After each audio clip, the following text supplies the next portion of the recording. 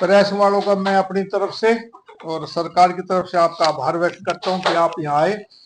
और मेरा तो ये भाजपा तीसरी बार बढ़ने पर पहली प्रेस कॉन्फ्रेंस है। जब मैं भाजपा पहली भी थी तब भी मैंने प्रेस कॉन्फ्रेंस शायद पूरे 5 साल में एक बार की हो, मुझे ध्यान नहीं, वरना मैं प्रेस कॉन्फ्रेंस की नहीं। कई दिनों से ये इच्छा थी कि एक प्रेस कॉन्फ्रेंस गुड़गांव में करनी चाहिए मुझे, लेकिन समय नहीं मिल पाया, भाग दौड़ रही। और फिर कभी सेशन, कभी दिल्ली के चुनाव, कभी यहाँ के लोकल चुनाव, और फिर समय अब मिला तो आपसे रूबरू होने का अवसर मिला। इसलिए मैं भाई हमारे भाजपा के नवनियुक्त जिला अध्यक्ष आए, मैं इनका भी स्वागत करता हूं आपकी इस प्रेस कॉन्फ्रेंस में आए, और आप सबका भी अभिनंदन करता हूं। साथियों, हरियाणा में अभी भारतीय जनता पार्टी ने, हरियाणा की सरकार ने, नायब सैनी जी ने अपना पहला बजट पेश किया। बहुत सी आलोचनाएं लोग विपक्ष वाले करते हैं, लेकिन मैं ये कह सकता हूं कि मेरे राजनीतिक जीवन की जब शुरुआत हुई तो मैं सबसे पहले 1987 में एमएलए मंत्री बना। आज साल हो गए होंगे 37-38 साल। मेरा अंदाजा है कि जब हरियाणा का बजट पेश हुआ पहला, तो 650 करोड़ रुपए का था, और अब की बार जो पेश हुआ वो 2,05,000 करोड़ रुपए का। तो आप सोचिए, और जब मनोहर लाल जी की पहली टर्म में बजट पेश हुआ और कैप्टन अभिमन्यु ने पेश किया, तो मेरा अंदाजा 1,18,000 करोड़ का पेश हुआ था शायद, आंकड़ा तो नहीं लेकिन अंदाजा। लेकिन आज 2,05,000 करोड़ रुपए का हरियाणा ने बजट पेश किया। ये ठीक है कि सरकार हर काम करती है अपनी तरफ से, लेकिन इस बजट में हर तबके के लोगों को रियायत देने की कोशिश करी। हमारा जो भारतीय जनता पार्टी का चुनाव का संकल्प पत्र था, उसमें तकरीबन 214 घोषणाएं थी कि हम 5 साल में ये करेंगे। और मैं ये मानता हूं, जैसा मैंने पढ़ा है, कि कुछ घोषणाएं तो हमने बजट से पहले ही कर दी। और एक सबसे बड़ी घोषणा थी कि भाई जो हमने महिलाओं को पेंशन देने की बात की थी, वो ये आम आदमी ये समझता था, अपोजिशन के प्रचार करा करते कि ये चुनाव के आखिरी साल में ये करेंगे। और कोई भी पार्टी हो, वो ये तकरीबन एक कोशिश करती है कि चुनाव के आखिरी साल में कर दो और भाई उनका मैनिफेस्टो भी पूरा हो जाएगा। लेकिन कई लोगों के कहने के बावजूद भी नायब सिंह जी ने इस बात को ये कहा कि नहीं, ये मैंने इसी बार घोषणा करनी है, और ये 5,000 करोड़ अप्रोक्सीमेट है, मिनिमम, ज्यादा भी बढ़ सकता है। उन्होंने ये हमारी महिलाओं को, बहन बेटियों को, हमारी माताओं को ये पेंशन देने की कोशिश करी, जो हिंदुस्तान में ऐसा पहला राज्य बना जहां पेंशन महिलाओं को इतनी दी जा रही है। ये बहुत बड़ी उपलब्धि है। और बहुत सी घोषणाएं कि सब तबके के लोगों को इसमें दी गई, और तकरीबन 90 घोषणाओं पर 214 में से संकल्प पत्र में 90 संकल्प पत्र इसी साल इस बजट में लिए गए हैं, जो पूरे हो जाएंगे। अब मैं अलग अलग बताऊं तो थोड़ा समय लगेगा, लेकिन मैं ये कह सकता हूं कि ये एक अच्छा बजट रहा, और हरियाणा के इतिहास में इस बजट को स्वर्ण अक्षरों में लिखा जाएगा। सरकारें बहुत आई, बहुत आगे आएंगी, हम भी मंत्री बहुत बार बने हैं, भगवान ने समय दिया तो आगे बढ़ेंगे, लेकिन ऐसा अच्छा बजट पहले कभी नहीं आया जो हर तबके के लोगों को फायदा पहुंचाओ। जहां तक हरियाणा स्टेट और गुड़गांव की बात मैं करूं कि मैं यहाँ गुड़गांव में रहता हूं, भाई हमारे गुड़गांव में क्या विकास। साथियों, मुख्यमंत्री जी इसी कुर्सी पर आकर बैठे थे कुछ महीनों पहले, एक जीएमडी की मीटिंग हुई थी शायद, और उसमें ये कह के गए थे कि भाई हम मेट्रो का शिलान्यास 1 मई को कर देंगे। तो आज 1 अप्रैल है, 1 अप्रैल, तो आज से 1 महीने के बाद मुझे पूरा विश्वास है कि मेट्रो की आधारशिला रखेगी, जो हमारे गुड़गांव की जीवन रेखा बदलने का काम करेगी। क्योंकि पब्लिक साधन, पब्लिक ट्रांसपोर्ट यदि आम आदमी को मिल जाए तो उससे बढ़िया कोई काम नहीं होता। और गुड़गांव की ये मांग 10 साल से नहीं, ज्यादा साल से होगी, लेकिन 10 साल से तो मैं पहली बार जब 14 में मिनिस्टर बना बादशाहपुर से, जब से बहुत बारी मांग थी कि भाई मेट्रो गुड़गांव अंदर शहर में आनी चाहिए। बाहर बाहर गुड़गांव डेवलप हो गया, अंदर नहीं हो पाया। लेकिन 1 मई से इसकी शुरुआत होगी, फिजिबिलिटी रिपोर्ट आ गई, मैं भी उसके देख का आया और सारे पॉइंट की कहाँ का कोई दिक्कत तो नहीं। जो इन्हें डीपीआर बनाई उसमें आगे आने वाले समय में तो कोई दिक्कत नहीं होगी। एक दिन में वो मेट्रो के अधिकारी और जीएमडी के सभी अधिकारियों को लेके सुबह पहले स्टेशन से लेके आखिरी स्टेशन तक चक्कर काटा सुबह सुबह, और देख आया था कहीं कोई हड्डल मुझे नजर नहीं आई, क्योंकि अधिकारी जो बनाए थे कई बार दिक्कत आती है, तो इसलिए मैंने देखना जरूरी समझा। तो वो जल्दी 1 तारीख से शिलान्यास हो जाएगा, उसका भी काम इसी योजना में समाप्त हो जाएगा, वो एक मेट्रो मिल जाएगी। एक आरआरटीएस योजना है जो हमारी सराय काले खां से चलेगी, उसकी जमीन एक बार हो चुकी और पहले फेज में वो नीमराना तक जानी है, लेकिन उसका थोड़ा सा बदला हुआ, वो पहले कापासेड़ा से मारुति के सामने से आनी थी, लेकिन किन्हीं कारणों से अब वो सीधा नेशनल हाईवे से आ रही है। उसकी डीपीआर अलग तैयार हो रही है। मेरा मानना है कि वो भी इसी योजना में बन के तैयार हो जाएगी, क्योंकि जमीन एक बार की जरूरत है, जमीन पहले ऑलरेडी एक बार हो चुकी इस पैच में। क्योंकि हमारे दिल्ली में भी एनएच का रास्ता है, इसके साथ साथ आएगी, पिलर एक बार करने की जरूरत नहीं पड़ेगी, सिर्फ डीपीआर की दिक्कत आएगी। वो डीपीआर बनने लगे तो वो भी एक बहुत बड़ा हरियाणा में काम होने जा रहा है, गुड़गांव में खास तौर से। अभी गुड़गांव में सबसे बड़ी दिक्कत थी हमारे ट्रैफिक की। एक हमारा गुड़गांव का रोड है जिसको हम एक्सटेंशन रोड और एसपीआर रोड बोलते हैं, बहुत ज्यादा ट्रैफिक उस पे पास चलता है, और अमूमन शाम को और दिन में बड़ी दिक्कत होती है। को बड़े ट्रक जो नेशनल हाईवे से आते हैं 8 से, या जो फरीदाबाद जाने होते हैं, उन पे भी दिक्कत आती है।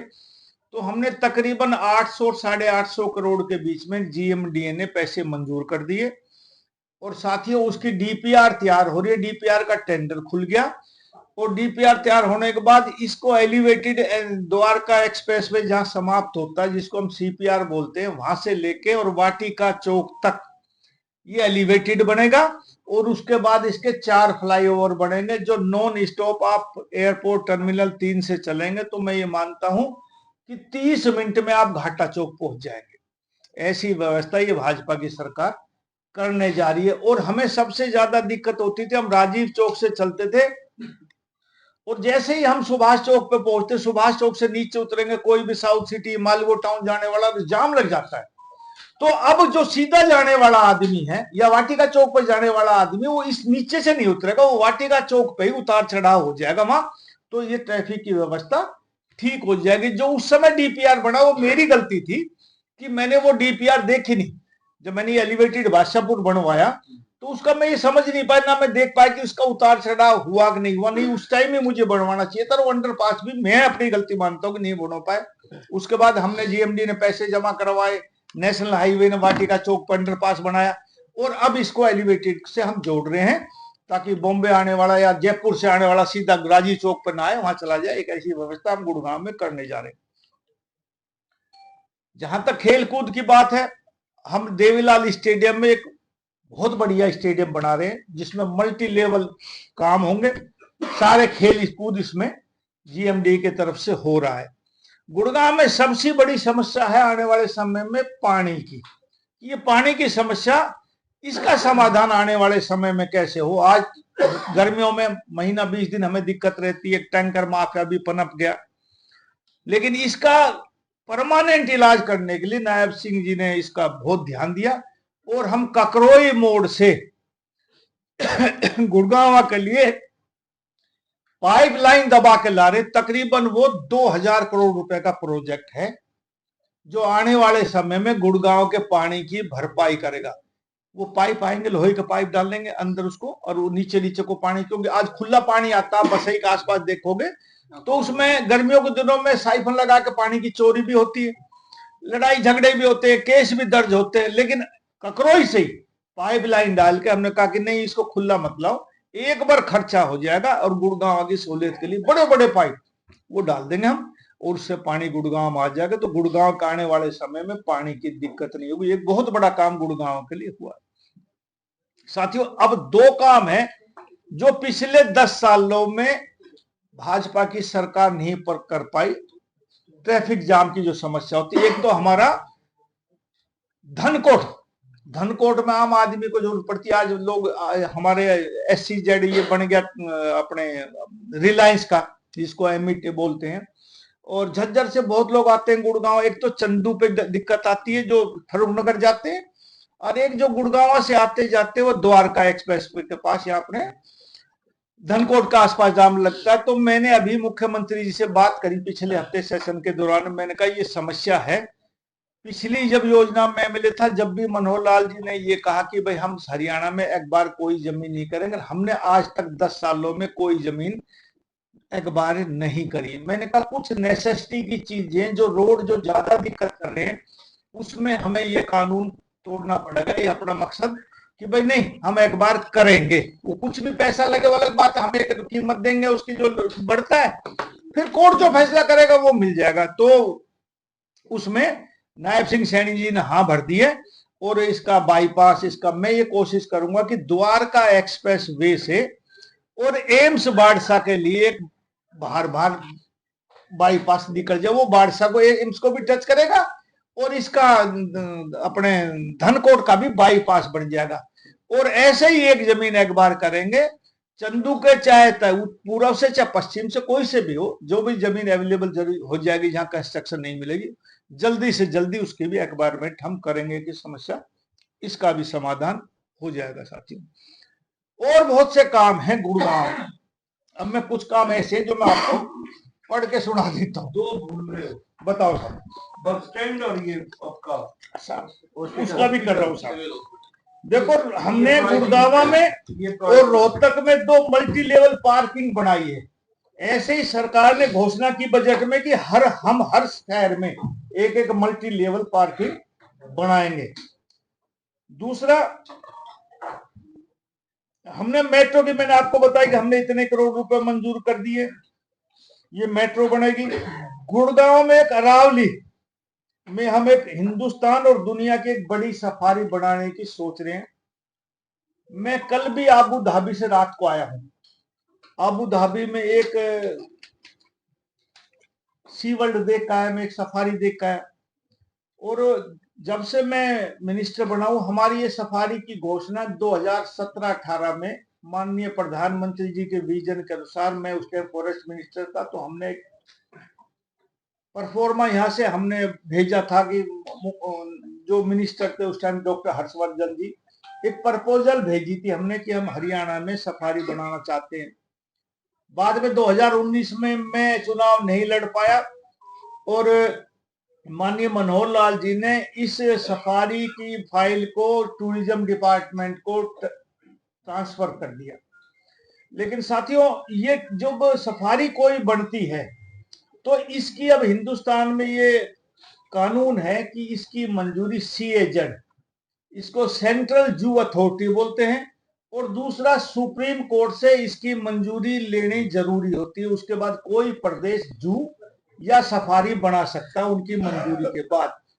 तो वो सिर्फ फॉरेस्ट या वाइल्ड लाइफ डिपार्टमेंट ही उनको अप्लाई कर सकते हैं। उसको वो दोनों, ये CAZ और ये CZ और सुप्रीम कोर्ट मंजूरी देता। हमने सुप्रीम कोर्ट में एप्लीकेशन लगाई है। मुझे उम्मीद है कि ये हिंदुस्तान की और दुनिया की एक अच्छी सफारी बनेगी। लेकिन जब मैं वनतारा देखने गया, जिसका माननीय प्रधानमंत्री जी ने अभी 15 दिन पहले उद्घाटन किया है, वो मैं उससे 10 दिन पहले देख के आया था। वो आम आदमियों के लिए नहीं खुली हुई है, ना आज खुली थी, ना जब खुली है, ना वो किसी के देखने की। लेकिन जो सोच मेरी अंबानी जी के प्रति थी, उन्होंने वहां 1.5 लाख पशु पक्षी रख रखे। साथियों, कभी आपको ऐसा अवसर मिले तो मैं आपको भी निमंत्रण देता हूं, जीवन में कोई सफारी देखनी तो दुनिया में उससे बेहतरीन सफारी नहीं हो सकती। 2020-21 में जब कोरोना की महामारी आई, तो उन्होंने रेस्क्यू करके दुनिया से, हिंदुस्तान से ऐसे ऐसे जानवर मंगाए जो बिल्कुल बेहोश पड़े थे, जो रस्सियों से बंधे थे, हाथी बेलों से बंधे थे, जख्म हो गए, महीनों से भूखे मर रहे थे। उन्होंने खरबों रुपए लगा के, वहां से अरबों खरबों रुपए लगा के उनका पहले हॉस्पिटल बनाया, उनको रेस्क्यू किया, सालों साल उनका इलाज किया। और अब मैं जब देख आया तो मैं ईमानदारी से कह सकता हूं कि वहां इतनी अच्छी सेहत के पशु पक्षी थे जैसे जंगल में शेर होता है, उससे भी अच्छी सेहत के वो थे। तो मैंने ये मन बनाया कि दुनिया में दो प्रकार की सेवाएं होती है अपने जीवन में, तो इंसान जो कर सकता है, सबसे पहले सेवा जो धर्म है हमारा, वो हम अपने माँ बाप की सेवा करें। और दूसरा यदि सेवा मैं मानूंगा तो वो बेजुबानों की सेवा है, जो बोल नहीं सकता उसकी सेवा होनी चाहिए। तो बेजुबान ये पशु पक्षी हैं। और अंबानी जी ने एक बहुत अच्छा काम किया कि बेजुबानों की सेवा उन्होंने की है। तो मैंने ये सोचा कि यार ये जो काम है ये सरकार नहीं कर पाए, कोई भी सरकार पशु पक्षियों को हम इतना नहीं पाल